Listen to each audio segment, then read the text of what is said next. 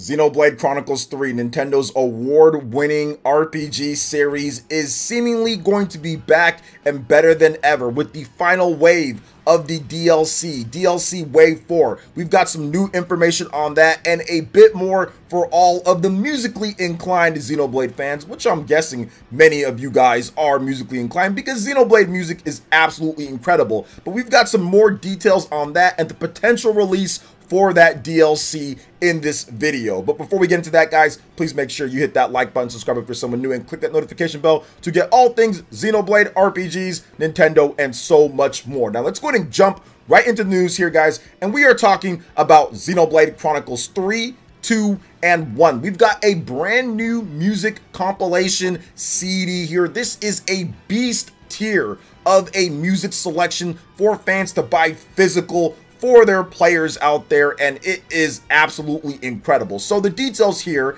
and we'll get into how it ties into the DLC in just a bit. With over 140 tracks, around 9 hours, the Xenoblade Chronicles 3 original soundtrack release on the game's anniversary, July 29, 2023. The regular edition releases on August 12th. Now, there are pre-orders for the limited edition. You can check it out. The Procyon Studio, I don't know how to say it correctly, but it's there. I'll also have it right here on screen for you guys to check out. There is international shipping as well, so you can look forward to the international shipping for that. But this is actually pretty cool because you are going to get so much music here. This is just awesome music for fans to really kind of sink their teeth into and enjoy. Xenoblade has had one of the best music scores ever in the history of music out there for video games. It is just awesome. I love it so much. But the reason why this ties into the DLC, the Wave 4, the expansion pass, that's just looking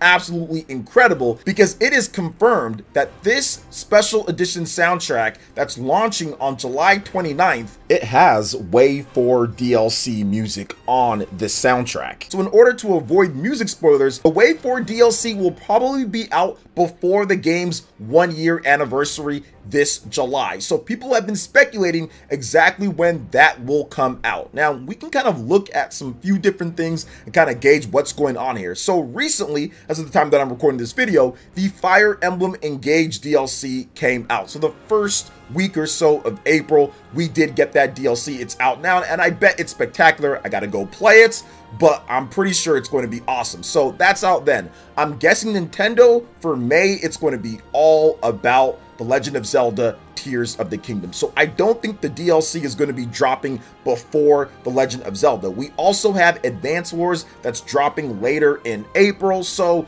I don't think April's going to be in it for this DLC, and I don't think it's going to be May either. So it's looking like maybe June or July. I don't think it's going to be too close to the release date, the 1 year. I think it's going to be a bit before that, so I am guessing sometime mid to late June or very early July, we could see that Wave 4, that last major expansion for the DLC in Xenoblade Chronicles 3. Now, for those who don't know about this, essentially this ties up and wraps up the trilogy that is Xenoblade Chronicles 1, 2, and 3. And obviously, if you want to enjoy this DLC, you should know what happens in Xenoblade Chronicles 1, 2, and 3, and you should probably play at least some of the games to get you an idea of what's going on. But if you base it off of what we've gotten before with previous Xenoblade games, Xenoblade Chronicles 1, the definitive edition, we've got Future Connected, also Xenoblade Chronicles 2, Torn of the Golden Country, they're going to take the mechanics from Xenoblade Chronicles 3, probably simplify it a little bit more, and in many ways make it better and easier to play for players out there. Now, believe it or not, there were some players, based on how Xenoblade Chronicles 2, Torn of the Golden Country is, that actually played Torn of the Golden Country before they played Xenoblade Chronicles 2, which I don't recommend doing that, but it is out there. But many people felt that that game actually simplified things, had a better tutorial, and was easier to play. So I do think, based off of what we've seen before, same thing with the Future Connected, which was simpler than the main Xenoblade game, I do feel that this next expansion could be simpler and easier to play, but with some really cool change up to some of the mechanics. Because remember, this is going to be a brand new cast of characters. It's going to be a brand new cast of characters. It's looking like it's going to be a prequel. There could be some other ties in other timelines or futures or kind of what they do, but we have to wait and see on it. There's just so much speculation and there's so many theory videos out there, but I highly recommend it. Xenoblade Chronicles is one of the most engaging, fascinating, and fantastic stories that I have ever had the, I would say, opportunity and privilege of playing. It is that good. If you checked out my top 10 RPGs on the Nintendo Switch, top 10 best RPGs, there was Xenoblade Chronicles games littered throughout it because they are that good. So if you haven't played the series yet and maybe you're watching this for the first time, you're a new sub of mine, absolutely check it out. Now, I do have some material to help you guys get into the Xenoblade Chronicles franchise. There is still time, so if you've already played Xenoblade 1 or Xenoblade 2 and you haven't gotten into 3, you haven't bought it yet, check it out. Buy the game, pick it up. It's very, very good. And check out getting into the Xenoblade games. Like, I have a video on there,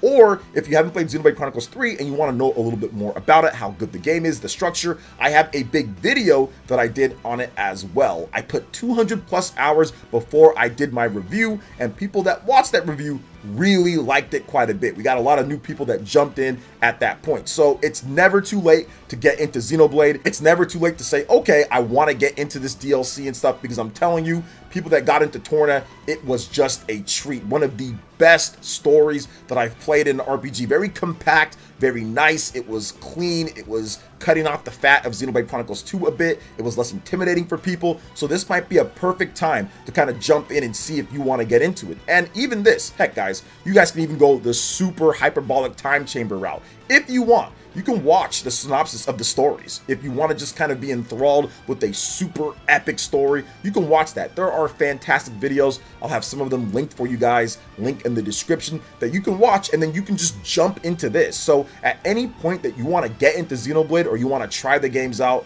I highly recommend watching some videos, getting up to snuff if you need to have some, I would say, stuff filled in from Xenoblade 1 or Xenoblade 2, and then jumping in yourself and trying things out, because the game is awesome. It can be a little bit intimidating for RPG fans out there, especially compared to some of Nintendo's other RPGs, but if you give it an opportunity, I'm telling you, it is phenomenal. And the soundtrack, obviously, if they have 9 hours plus of music throughout various different games, I mean, you know it's going to be good. People are going to pre-order that thing. Heck, I think I'm going to pre-order it because it is a phenomenal soundtrack. The last thing that I kind of want to get into a little bit is what we could see different with the expansion pass. So one of the things that I talked about a little bit before was the fact that they do change things up with the gameplay. So what are we going to see with the Uroboros? And that is the biggest thing that I want to know about. The Uroboros, the system, how many is there going to be? Is there going to be 2 per pairing? And then also the other characters. Because remember, it's a brand new cast of characters as well. So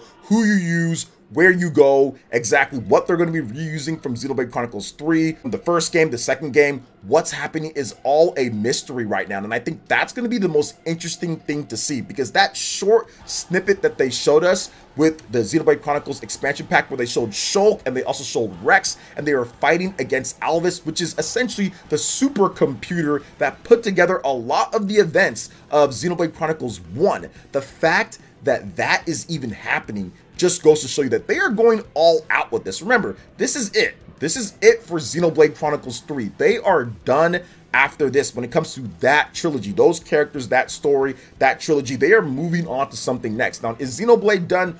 Absolutely not. Monolith Soft already had a message for fans out there saying that this is not the end of Xenoblade. They are going to make more. This is the finishing. This is the end of these characters' arc and what is happening within those 3 games, because all the Xenoblade games, with the exception of Xenoblade Chronicles X, are connected deeply, right? So with this, they're finishing it off. It's going to be done, and I'm guessing that the next Xenoblade game is going to be a completely separate universe with completely different characters, with absolutely no ties or very little ties, very anything to what we've seen before in any of the previous Xenoblade games, unless it's something where they continue from Xenoblade Chronicles X. That'd be the only way that I could think there'd be a continuation from any of the Xenoblade games that we've already gotten. And I do think that Monolith Soft has moved on to probably their next big game for the Switch 2, which is probably going to be a brand new IP that they've been working on for quite some time. So Monolith Soft is going to probably take a little bit of a break from Xenoblade, but it's not the end of it. So I think that this game, kind of going back to what's happening here, this game is really going to push the barrier on what they do. I think it's really going to push the barrier on what they have in the environment for expansion, for a DLC type of game, because Torna really did that, and it did it extremely well at a super high level. So I just feel that that's going to happen with this game here. So I'm very excited to see that. And that wave 4, that expansion pass music, oh my goodness, that's probably going to tie in so perfectly to the characters and everything. But they showed just enough with that wave 4 expansion to get me super hyped about it. But man, everything that I've played so far with Xenoblade has been super high quality. It's had its ups and downs with some of the stuff before, but one thing's for sure, Xenoblade Chronicles 3 fixed so many of some of the little issues with Xenoblade Chronicles 1, with 2, and with X. I think the structure was so good in that game. The quality of life features were really well done, and they only really had to add one big quality of life feature, which was being able to save your loadouts for changing classes. I wish that would have been in there from the very beginning, because I think that would have helped out with the game and just being able to switch without having to worry about everything changing up. But they did add that later afterwards, and it wasn't too far after release. Very good update. So it's going to be interesting to see how class changing works, how Uroburos works, how the general combat is, how specials, chain attacks work. There's just so much that ties into this gameplay. I am so excited to see everything that this game is going to offer. So honestly, I can't wait here. It is going to be a blast. But what do you guys think about Xenoblade Chronicles 3 and the last wave of DLC? What are your thoughts on what they're going to do with the combat and the gameplay, the story? I would love to hear what you guys have to say, and check out any of my other previous Xenoblade Chronicles 3 videos. I have a lot of them on some of the controversies and other things that's happened before, and also my review of Xenoblade Chronicles 3 as well. Check that out. It'll be right here on screen for you. Thank you so much for watching, and we'll catch you guys for the next video. Peace.